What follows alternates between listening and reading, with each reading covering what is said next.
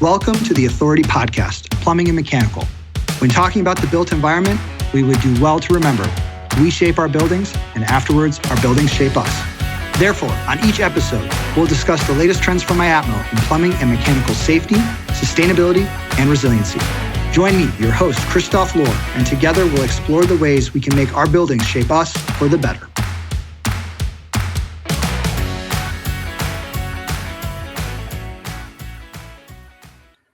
And welcome to this episode of the Authority Podcast, Plumbing and Mechanical. Joining me on this episode is Trace Blackmore, CWT, Lead AP, and the esteemed CEO and founder of Blackmore Enterprises, a distinguished industry leader providing exceptional water treatment consultation and services to industrial and commercial customers in the vibrant hub of Metro Atlanta. He is also the host of the Scaling Up H2O podcast, the leading podcast for professionals in the industrial water treatment industry. Scaling Up H2O features groundbreaking weekly podcast episodes and daily digital content across social media platforms, garnering over 10,000 weekly downloads and ranking in the top 3% of all podcasts globally by Listen Notes. Scaling Up H2O serves as an invaluable free educational resource, equipping water treaters with the insights they need to scale up our knowledge so we don't scale up our systems. Trace, welcome so much to the Authority Podcast, Plumbing and Mechanical. Thank you for having me on the show. I'm super excited to be here. Well, I am super excited to have you here. I've been a longtime listener of the Scaling Up H2O podcast. I think it's been on my iTunes podcast feed for probably several years now. You actually had my colleague, John Mullen, on your episode, or I think earlier this year. And I think we're going to do a cross collaboration here. I'm going to be joining your podcast here, hopefully very soon as well. Yeah. So, but excited for you to join us on our episode. And for our podcast listeners, would definitely recommend you subscribe to the Scaling Up H2O podcast. I've certainly learned a lot from Trace and from all his guests, and you've had wonderful people on, like my colleague and also Dr. Janet Stout just a few weeks ago for Legionella Awareness Month. So, just really again excited to have you here, Trace. Well, it's great to be here. I appreciate you mentioning the podcast.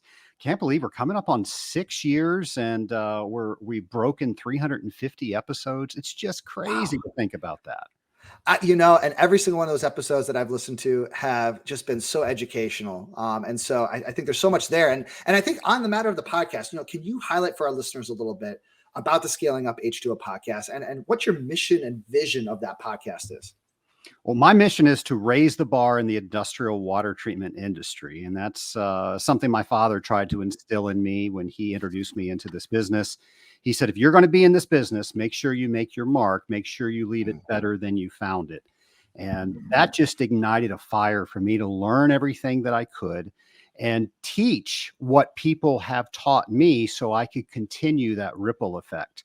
And I had the privilege, I still have the privilege of working with the Association of Water Technologies and their training committee, but I just got to do that twice a year. So a couple years ago, had the idea. I didn't have the idea. Somebody told me I should do it. Said, Trace, you've got a great voice. You should be a podcaster. And I said, great. What the heck is a podcaster? I had no idea.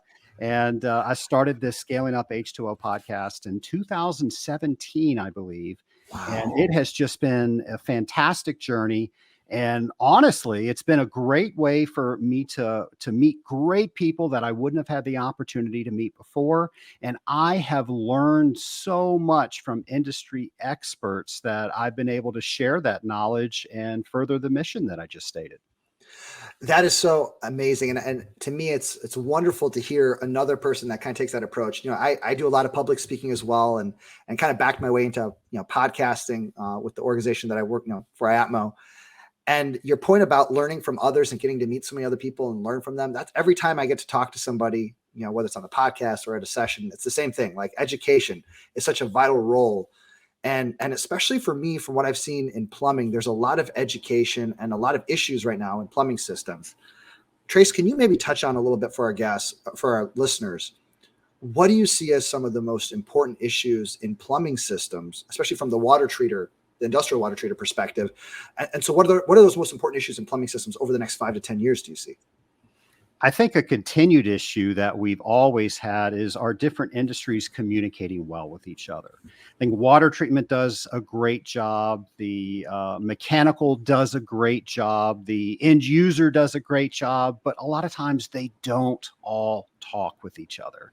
And there are just so many things that could be avoided if we get into a room and share what we know so we don't have to suffer when we experience the failures or something that's getting ready to become a problem. So that's not new, but I don't think enough is being done to solve that. So for all the listeners today, tell your story. Be the one that invites the other parties to the table because you're going to benefit at the end. Everybody's going to benefit at the end. I truly think when we look at the future landscape of all those things that I just mentioned, waterborne pathogen is going to be something that is just, we're going to have to do now. And we're in the United States, we're lagging behind the rest of the world. Soon, I think that will right itself. But I think even the other parts of the globe are going to demand that things are done to try to protect the public health of people. Now that landscape changes because some people have some information and they act on that. And I think it's important that we continue that line of communication. So when we are getting legislation, people like myself, yourself, we are involved with those legislators so they have access to the information that we have so they can put better laws on the books. That's a really great point. And your point about communication, again, Trace, I feel like you're a man after my own heart here in that sense, because I have seen that same thing. I come from the design professional standpoint, and a large part of construction during my career was just making sure I communicated with the installer on the field. Asking them what they thought of my blueprints that I put together for permit and whatnot. But I see that same thing extending into, like you said, this treatment of plumbing systems and that communication between the utility, the owner, the installer, the engineer, the treater, all of them. One of the approaches we've taken with IAPMO is we're working right now on this document. We had this task group that we formed, construction practices for potable water. And then we partnered with Esprit on a water quality manual for the plumbing professional, the installer, the inspector. Because as a mechanical engineer that focuses on plumbing systems, last time I took chemistry was in college. And so, you as a water treater, you probably have a much more immense knowledge on water chemistry, water quality, and all these things. And so, realizing that, we try to put together some folks, and we're fortunate to work with Esprit and start putting a water quality manual together. And I think the big message in both the construction practices and the water quality manual is talk to the other people out there. Talk to the utility, talk to the treater. And I think your point there is so poignant because it's a challenge. We don't know sometimes who to talk to. And so there's these challenges that we see down, with our, down in the weeds, right, where we're in the field. But, obviously there's probably bigger picture implications at play. So, when it comes to the water and plumbing and mechanical systems, is there any suggestions you would have for the policymakers in terms of trying to understand or trying to, when they're shaping policy when it comes to water and plumbing systems, how to approach that? Well, I think it's important to understand all the things that you just mentioned. I like to explain industrial water treatment by a four-legged stool. And so if you can imagine a four-legged stool and the legs are equally set apart, we've got corrosion control, scale control, microbial control, and control of general dirt and debris. And if all of those legs are sturdy, if all four of those areas are done well, then we have a sound water treatment program. But if one of those areas is not done properly, well, the other legs can't stand by themselves. That chair will topple over. The issue we have is if we do get people to understand that, and that's, by the way, is how I explain a complete water treatment program. And how do you determine if your water treater's doing the best job they can? Well, you should have metrics for each one of those. The microbial part gets misunderstood, and where I said we're going to see a lot more legislation on waterborne pathogens, a lot of people understand, or they think they understand, that since they have a water treatment professional doing microbial work, keeping that at bay, that includes waterborne pathogens. Well, it doesn't. When we talk about water treatment is about prolonging the longevity of the equipment. and also making sure that it runs as efficiently as possible. So we're talking about microbials not becoming insulation to retard the heat transfer of that system, not eliminating something like Legionella bacteria. That's a different part of that program. And as you know, there's testing that's involved, there's remediation that's involved, and that's far different than a regular water treatment program. And I think that's a general misconception with people that are paying a water treater to treat their systems. They think they're getting something, but there wasn't that communication to let them know that, no, we need to take that other step. And of course, the end user has to be responsible for what they do in their systems. The water treater can't make those decisions for them.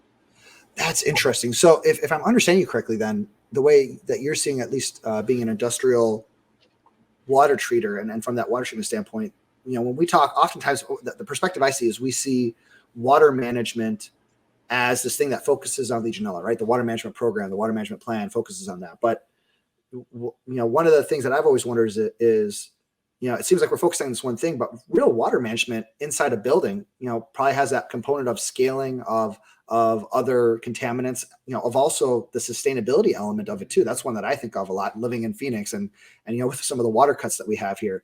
And so if I understand correctly, let me kind of guess with this follow-up question, are you saying that water management plans almost need to be more holistic than just the biological contaminants, let's say, or the waterborne pathogens in terms of how we think about it? It's really much more holistic thinking in terms of how we manage water inside a building. Is that fair in terms of, or just identifying that? If we're going to use the term water management plan, that's normally used in conjunction with Legionella bacteria prevention or awareness. So if in that context, then that's specifically dealing with that waterborne pathogen. What happens is there's a lot of people that own a cooling tower or a hot water system or something where Legionella can propagate, but they don't have a water management plan. And the assumption is that they already have it baked in because they have a general water treatment plan for their closed loop system or their cooling tower system.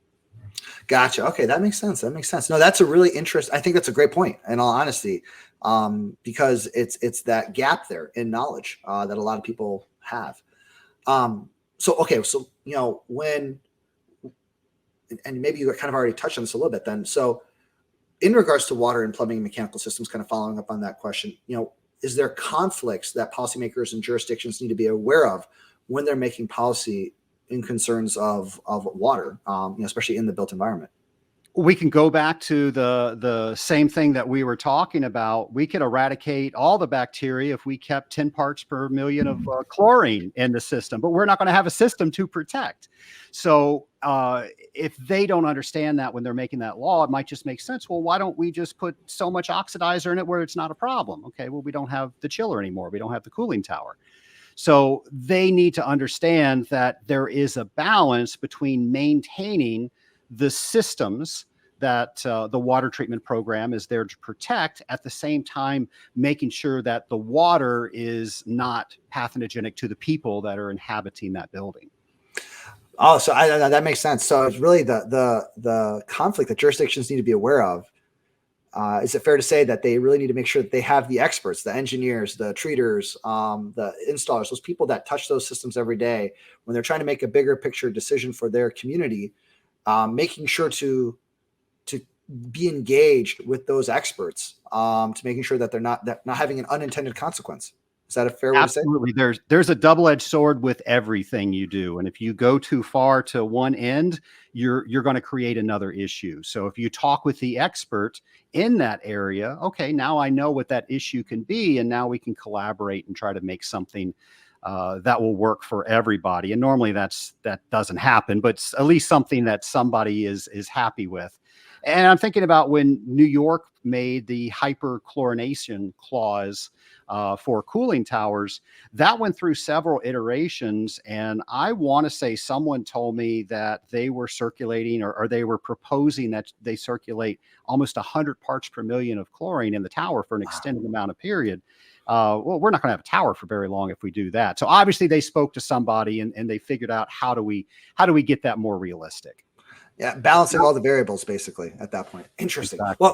Well, you mentioned education, and I wanted to touch on that because one of my favorite episodes, actually a recent episode, you had Dr. Janet Stout on there and talking about one of my favorite guests. She's awesome. We've had her on the first episode here of the Authority Podcast, and just recently had her on again to talk about filters and Legionella at faucets and showers. On your episode, you were talking about education, and particularly that IAPMO ASSE 12080 Legionella Risk Mitigation Specialist credential, and would love to hear a little bit, how you see that education for that, fitting into the plumbing industry or into the water treatment industry.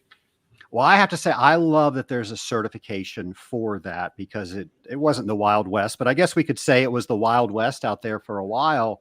And it was really based on opinion. And when that's the case, well, who's got the better opinion? Now that we have some sort of guidelines around that, and we do have this certification, we're all aiming at the same target. And I really commend IAPMO for helping create that. And I was fortunate enough to take Dr. Janet Stout's class, and I am certified in 12,080. And I have to tell you, I had a great time with that. Looking at how long I was going to be on the course, I was thinking, oh my gosh, that's a lot of time. I don't know how I'm going to get all my work done during those days, but I had a blast. It was a lot of interaction, learned a lot, also got to share a lot of experience and get advice. It was by far one of the better classes that I've taken in a very long time. That is so great to hear. And I'm sure all of us at IAPMO, I just want to say thank you for the kind words.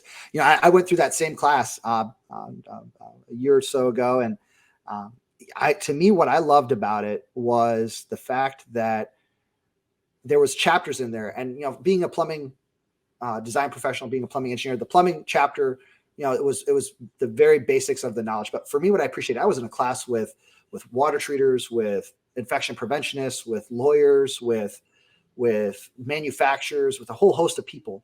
And not everybody had that knowledge of plumbing that I did. And so what I noticed was in that conversation, in that training, everybody kind of started getting that basics knowledge. And I had not a lot of, I didn't have a lot of knowledge on the treatment side, on the microbial side, on how to test and on all those things. So those other chapters that Dr. Janet Stout spent time on, I learned so much in those. And coming out of that class, the feeling I had was, you know what, we're all speaking the same language. Now, when we get on a water management program team together, we at least know a little bit about what the other person's doing, what that person brings, and we can work better collaboratively because we all have that little bit of basic understanding. And that to me was the real strength, in that class was, for me at least, was realizing that I could speak the same language as somebody else when it came to that. But I'm so glad to hear you. It sounds like you had kind of a similar experience. Like there's something that you can take away from this and talk with others about too. Oh, absolutely. It was a great experience. And I had a similar experience to you. There was a communication specialist that was there, and her job was to communicate what was going on in the hospital. And Janet would defer to her, and she would say, this is how I would communicate this. There were a couple of water treatment questions there, and Janet deferred to me. And we just had so many experts in the room there. It was a fantastic class. Highly recommend it to everybody. Excellent. That's great to hear. That's great to hear. Well, Trace, to wrap things up, I like to ask our guests kind of a big picture question. And my big picture question for you is, if you were going to wrap up everything we spoke about in one word, what would that word be? Well, I feel I've said it about 5 times, but I'm going to say communication. Excellent. And the reason for communication is just for that continued conversation on between different people and education and all the rest. Absolutely. When we are sharing what we know and asking what others know, we're going to get a synergistic result that we just can't achieve by ourselves. Excellent. Excellent. I totally agree, Trace. I think that's a great point to end on. And just on behalf of IAPMO and the Authority Podcast Plumbing Mechanical, I just want to say thank you so much for being our guest here today. It was my pleasure. Thanks for having me. Pleasure was ours too. Thanks for joining us on this week's episode of the Authority Podcast, Plumbing and Mechanical. Love this episode of the podcast? Head over to iTunes to subscribe, rate, and leave a review. Please follow us on Twitter @AuthorityPM, on Instagram @The Authority Podcast, or email us at iapmo@iapmo.org. Join us next time for another episode of the Authority Podcast, Plumbing and Mechanical. In the meantime, let's work together to make our buildings more resilient and shape us for the better.